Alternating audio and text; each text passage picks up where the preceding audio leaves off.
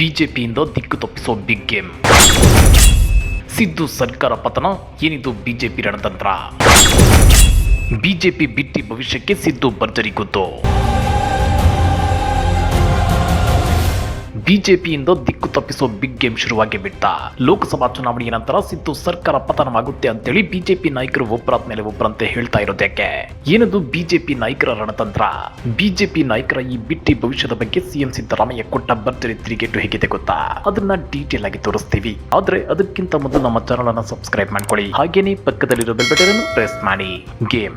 Big game. BJP ನಾಯಕರು ಕರ್ನಾಟಕದಲ್ಲಿ big game ಶುರು ಮಾಡ್ತಿದ್ದಾರೆ. ಲೋಕಸಭಾ ಚುನಾವಣೆಯ ನಂತರ ಕರ್ನಾಟಕದಲ್ಲಿರೋ ಕಾಂಗ್ರೆಸ್ ಸರ್ಕಾರ ಪತನವಾಗುತ್ತೆ, ಮತ್ತೆ ಮಧ್ಯಂತರ ಚುನಾವಣೆ ಎದುರಾಗುತ್ತೆ ಅಂತೇಳಿ ಹೇಳಿಕೆಗಳನ್ನ ಕೊಡ್ತಿದ್ದಾರೆ. ಆದ್ರೆ ತಲೆ ಇರೋರು ಯಾರು ಇಂಥ ಹೇಳಿಕೆ ಕೊಡಲ್ಲ. ಯಾಕಂದ್ರೆ ರಾಜ್ಯದಲ್ಲಿ ಅಸ್ತಿತ್ವಕ್ಕೆ ಬಂದಿರೋ ಕಾಂಗ್ರೆಸ್ ಸರ್ಕಾರಕ್ಕೆ 136 ಸೀಟುಗಳ ಪ್ರಚಂಡ ಬಹುಮತ ಇದೆ.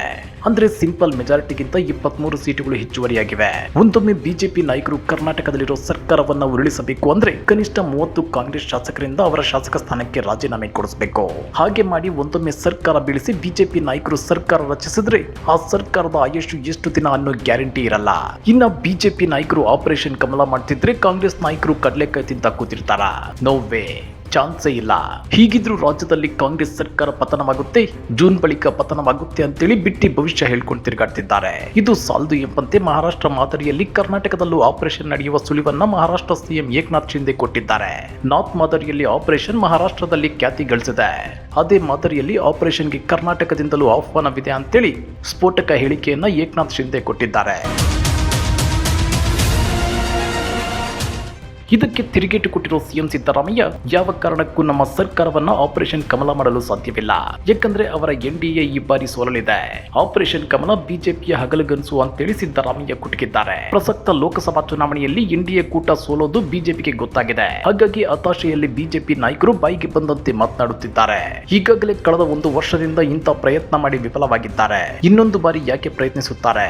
ನಮ್ಮ ಶಾಸಕರು ಯಾರು ಮಾರಾಟವಾಗಲು ತಯಾರಿಲ್ಲ, ಮಹಾರಾಷ್ಟ್ರದಲ್ಲಿ ಆದಂತೆ ಆಗಲು ಸಾಧ್ಯವಿಲ್ಲ ಎಂದಿದ್ದಾರೆ. ರಾಜಕೀಯ ಧ್ರುವೀಕರಣ ಆಗಬಹುದು ಎಂಬ ಸುದ್ದಿಗಾರರ ಪ್ರಶ್ನೆಗೆ ಉತ್ತರಿಸಿರುವ ಸಿಎಂ ಸಿದ್ದರಾಮಯ್ಯ ಕಾಂಗ್ರೆಸ್ ನೇತೃತ್ವದ ಇಂಡಿಯಾ ಗೆಲ್ಲಲಿದ್ದು ನಮ್ಮವರೇ ಪ್ರಧಾನಿಯಾಗಲಿದ್ದಾರೆ ಅಂತೇಳಿ ವಿಶ್ವಾಸ ವ್ಯಕ್ತಪಡಿಸಿದ್ದಾರೆ. ಇನ್ನ ಇದೇ ವಿಚಾರವಾಗಿ ರಿಯಾಕ್ಟ್ ಮಾಡಿರೋ ಸಚಿವ ಎಂಬಿ ಪಾಟೀಲ್, ಬೀಳಲಿರುವುದು ಕಾಂಗ್ರೆಸ್ ಪಕ್ಷದ ರಾಜ್ಯ ಸರ್ಕಾರವಲ್ಲ, ಬದಲಿಗೆ ಮಹಾರಾಷ್ಟ್ರದ ಏಕನಾಥ್ ಶಿಂದೆ ಸರ್ಕಾರ.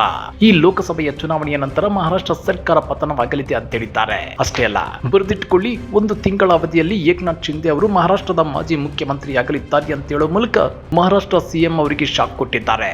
ಉದ್ಧವ್ ಠಾಕ್ರೆ ಅವರ ಶಿವಸೇನೆ ಮತ್ತು ಶರದ್ ಪವಾರ್ ಅವರ ಎನ್ಸಿಪಿ ಪಕ್ಷಗಳನ್ನು ತೊರೆದು ಹೋದ ಶಾಸಕರು ಇದೀಗ ಪಶ್ಚಾತ್ತಾಪ ಪಡುತ್ತಿದ್ದಾರೆ. ಅವರೆಲ್ಲ ಮರಳಿ ಬರಲಿದ್ದಾರೆ. ಕಾಂಗ್ರೆಸ್ ಒಳಗೊಂಡ ಸರ್ಕಾರ ಅಲ್ಲಿ ರಚನೆಯಾಗಲಿದೆ ಅಂತೇಳಿ ಎಂಬಿ ಪಾಟೀಲ್ ವಿಶ್ವಾಸ ವ್ಯಕ್ತಪಡಿಸಿದ್ದಾರೆ. ಇನ್ನ ಇದೇ ವಿಚಾರದ ಬಗ್ಗೆ ರಾಜ್ಯ ಕಾಂಗ್ರೆಸ್ ಕೂಡ ಟ್ವೀಟ್ ಮಾಡಿದ್ದು, ಲೋಕಸಭಾ ಚುನಾವಣೆ ಮುಗಿಯುತ್ತಿದ್ದಂತೆ ಮಹಾರಾಷ್ಟ್ರದಲ್ಲಿ ಏಕನಾಥ್ ಶಿಂದೆ ಅವರ ಸರ್ಕಾರ ಪತನವಾಗಲಿದೆ. ಮೋದಿ ಅವರು ಉದ್ಧವ್ ಠಾಕ್ರೆ ಬಗ್ಗೆ ಮಾತನಾಡಿದ್ದು ಯಾಕೆ? ಉದ್ಧವ್ ಠಾಕ್ರೆ ಅವರಿಗೆ ಅಲ್ಲಿ ಶಕ್ತಿ ಇದೆ ಎಂದರ್ಥವಲ್ಲವೇ? ಆಪರೇಷನ್ ಕಮಲಕ್ಕೆ ಒಳಗಾಗಿದ್ದ ಶಾಸಕರೆಲ್ಲ ಅಲ್ಲಿ ಯೂ ಟರ್ನ್ ಆಗಲಿದ್ದಾರೆ. ಮಹಾರಾಷ್ಟ್ರದಲ್ಲಿ ಮತ್ತೆ ನಮ್ಮ ಸರ್ಕಾರ ಅಧಿಕಾರಕ್ಕೆ ಬರುತ್ತೆ ಅಂತೇಳಿ ವಿಶ್ವಾಸ ವ್ಯಕ್ತಪಡಿಸಿದೆ. ಇಂಟ್ರೆಸ್ಟಿಂಗ್ ವಿಚಾರ ಏನಂದ್ರೆ, ಕರ್ನಾಟಕದಲ್ಲಿ ಗ್ಯಾರಂಟಿ ಯೋಜನೆಗಳಿಗೆ ಸಿಕ್ಕಾಪಟ್ಟೆ ವರ್ಚಸ್ಸು ಸಿಗ್ತಿದೆ. ಈ ಜನಪ್ರಿಯತೆಯನ್ನ ಮರೆಮಾಚೋಕೆ ಬಿಜೆಪಿ ನಾಯಕರು ಹೀಗೆ ಸರ್ಕಾರ ಬೀಳು ಅನ್ನೋ ಮಾತುಗಳನ್ನ ತೇಲಿಬಿಟ್ಟು ಜನರಲ್ಲಿ ಅಸ್ಥಿರತೆಯನ್ನ ಉಂಟು ಮಾಡಲು ಯತ್ನಿಸುತ್ತಿದ್ದಂತೆ ಕಂಡು ಬರ್ತಿದೆ. ಈ ಬಗ್ಗೆ ನೀವೇನಂತೀರಾ? ಕಮೆಂಟ್ ಮಾಡಿ, ವಿಡಿಯೋ ಲೈಕ್ ಮಾಡಿ, ಶೇರ್ ಮಾಡಿ. ಇಂಥ ಮತ್ತಷ್ಟು ರೋಚಕ ರಾಜಕೀಯ ಸುದ್ದಿಗಳನ್ನ ಮಿಸ್ ಮಾಡದೆ ನೋಡಬೇಕು ಅಂದ್ರೆ ನಮ್ಮ ಯೂಟ್ಯೂಬ್ ಚಾನಲ್ ಅನ್ನ ಸಬ್ಸ್ಕ್ರೈಬ್ ಮಾಡ್ಕೊಳ್ಳಿ.